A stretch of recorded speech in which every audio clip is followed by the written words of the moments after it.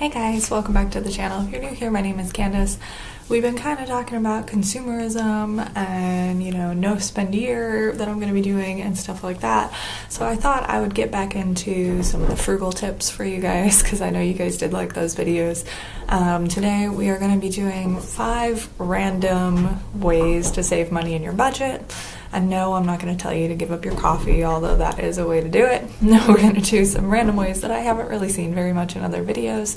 But we're going to pray for this first and then dive right in. God, thank you so much for the resources you give us and all the options of all the things that we can do and buy or not buy, and for the wisdom to know what we should be purchasing and what not to. I ask that you would bless everybody under the sound of my voice and give them a beautiful week and help them cut back in their budget in whatever way you would like them to. I ask these things in Jesus Christ's name. Now, of course, if you're a Christian, God calls us to be good stewards of our finances, right? He calls us to... Sorry, my cat's doing backflips. He calls us to be wise stewards of the things that he gives us and to, just make good choices, right? Now, of course, with inflation through the roof, the price of the one thing of orange juice at the store that I used to get used to be like $4 a jar, and now it's like $9 a jar. Insanity, right? So a lot of people are looking for ways to cut their budget back, right? Because, food is kind of a necessity. Some of these other things, not so much these days. But we're going to start with the television for our tips today. Now, with the television, okay, when I was growing up, all we had was, the bunny ears, the antenna TV, right? Later on, as I got older, there was like cable and stuff like that where you'd get a lot more channels and you could watch whatever you want, whenever you wanted, basically. Nowadays, it's all these subscription things and people have like 5, 6, 7 different subscriptions to different channels and things like that. And television prices are kind of insane, okay? Like, to pay to sit down and watch something is a little bit ridiculous in my brain. So there's 3 ways you could do this, okay? The first is the most obvious, cancel your subscriptions or cable or satellite or whatever and forego TV. Not very many people are willing to do this option, of course. But if you do cut TV out of your life, even just for a small amount of time, it does do pretty much better in your life. Like, you have more time for other things. It's great. But if you don't want to forego the television entirely, okay, there's option number 2, which is to get one of the bunny ear antennas, right? They still have those. You can get one, I think, for like $30 or something like that, or that's how much I got the last one for.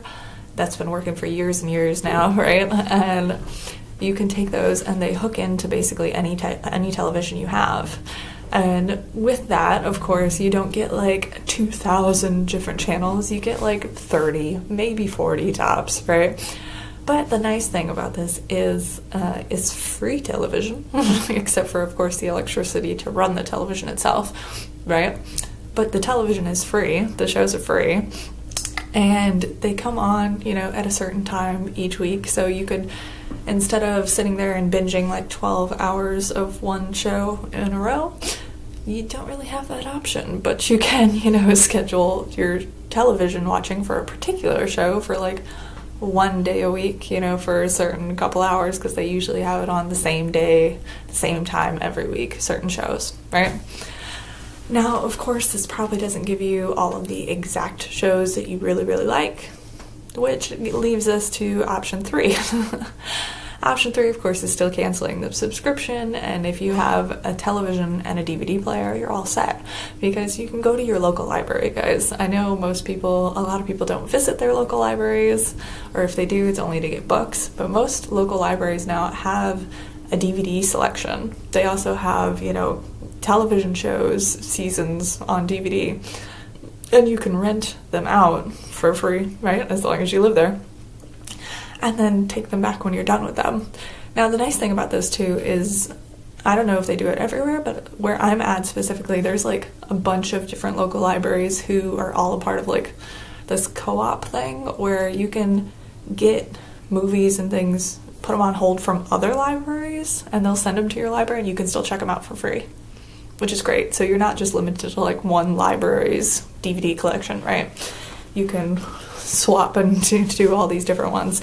And I know the libraries near me try to get, you know, recent videos. So like a lot of the movies and things that have come out recently, they do try to get those and put them in their collection so more people will use them, which is great. Now, the thing with this, of course, is you just actually have to go to the library to go get them. But other than that, you can watch them whenever you want and pause them whenever you want. Go to the bathroom if you need to. But it's free and you don't have to pay for it, which is great. Moving on, more technology stuff. Number 2 is music, okay? I know a lot of people have subscriptions to music apps, right?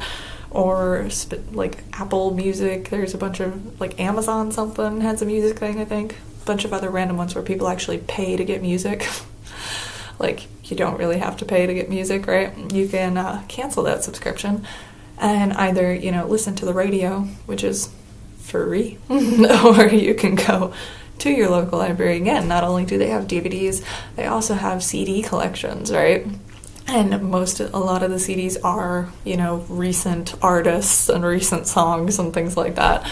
There are some, of course, that are older if you're into more classical stuff or vintage stuff, but they do have a lot of recent music, which you can just check the CD out, pop it in your car on your way to work, or pop it in a CD player at home if you still have one, and get your music for free instead of having to pay for it.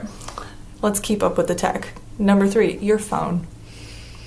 Now, I'm not going to tell you to get rid of your phone, although, of course, that would make life much cheaper and much less crazy, chaotic connected. But phones seem to be one of those things that most people need them for either jobs or, you know, dealing with kids, whatever else, so phones seem to be here to stay. But you can get your phone much cheaper, right? Number 1, you don't have to buy like the $1,000+ cell phone. The ones that are like $100 work just the same and are much friendlier for your budget. But most of us already own a phone, right? So if you already own a phone, my tip would be to check out different plans and not just plans by your own provider, right? So like most phones, even the more expensive ones, right? You can take them and you can unlock that phone. So then that phone can be transferred to any other carrier you want, right? So instead of paying $50 or $100 a month for a single phone, you can do something like I did and only pay like $35 a month for unlimited everything.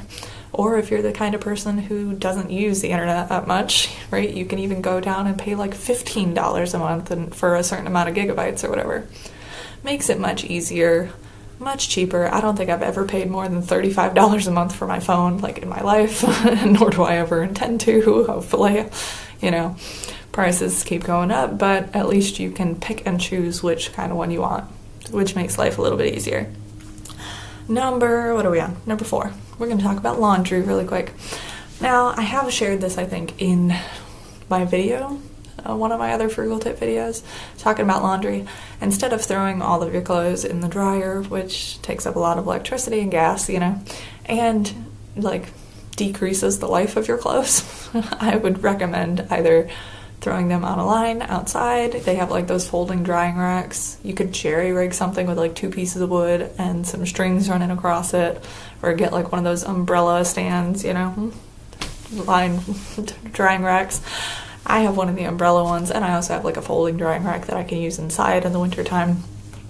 But as long as the weather is nice, like I like putting my clothes outside on the line because it's cheaper, number 1. Number 2, they get a little sunshine, they get a little, you know, a little fresh air. They usually smell better outside than they do when they're in the dryer. And of course, they do dry a little bit slower than they do in the dryer, but I think overall the quality of life of your clothes lasts much longer than, say, getting all of it and ending up in the lint trap in your dryer. So it is a cheaper way to do it. Now, of course, you have to plan this around nice days outside to do it. You can't exactly throw your clothes out when it's going to rain. But I find that, you know, swapping a laundry day because of the weather or something like that is not really that big of a deal for me. All right, number 5, lots of us like to go out and eat, or go out to the movies, or go out with friends and, you know, spend money on various things, right? My tip for this, of course, to still have fun, right, but not spend so much money, is to basically kick it old school. Like when I was a teenager, okay, we were broke, right? We didn't, you know, have jobs as teenagers, so we had to find fun, free things to do, right? So we did things like go to the park, right? We would go biking around the neighborhood or at the park, and if you don't own a bike, some local libraries now will actually, you can rent bikes for free, right? Like my local library, you can rent a bike and go around the park and then bring it back like an hour later, and it's free. Just kind of cool. Some communities have like a local splash pad for kids, you know, and it's free to get in if you're a resident. Some people have a local ice skating rink, you know, in the wintertime, and it's free if you're a resident to get in. You might have to rent skates, you know, for a couple of bucks. But if you have your own skates, it's completely free to get in, right? Doing a movie night at home. Get one of those DVDs from the library, right? Pitch a tent in the living room, or, you know, make a pillow fort and do a movie night at home with friends. I'm sure they would love to do that and hang out, you know?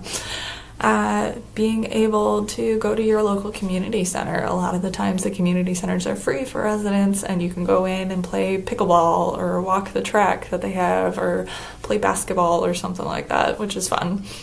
My community has a local skate park, which is free to use. Picnics. Instead of, you know, like eating out at a restaurant, you can like go to the store and get like a rotisserie chicken or something, couple of side dishes for much cheaper, and go sit at the park and enjoy the sunshine and the outside and doing things for free. Now, of course, you know, there are many, many, many other things that you can come up with to do that are free, or at the least very, very cheap, right? Instead of, you know, paying $20, $30 for 3 people to go to the movies, you know. You can come up with all these different creative things, and you still, honestly, I find that I have more fun when I'm coming up with creative stuff that's, you know, cheap on the budget than I do, you know, just spending a copious amount of money to go out with people.